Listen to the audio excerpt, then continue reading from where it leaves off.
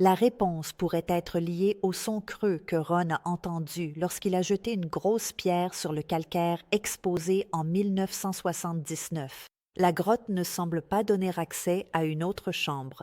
Cependant, lorsque la famille a retiré une partie du parement en pierre, à environ 6 mètres de l'entrée de la grotte, ils ont découvert un énorme rocher posé devant des pierres plus petites, comme s'il les protégeait. Lorsqu'ils ont retiré les pierres plus petites, ils ont découvert ce qui ressemble à une entrée menant à une grotte désormais remplie de terre, et elle se trouve directement devant le calcaire où Ron avait entendu le son creux, non loin de la structure en pierre située au sommet de la colline.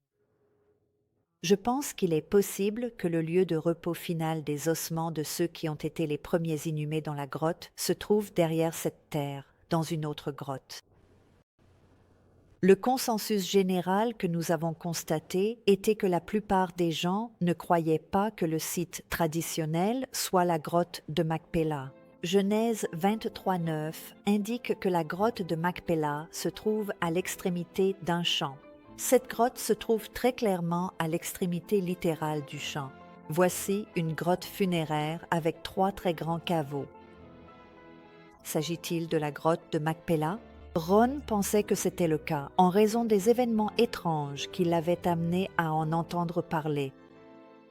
Je crois que Dieu lui a inspiré la conviction que c'était bien le cas, car j'avais vu cela se produire de nombreuses fois au fil des années passées avec lui.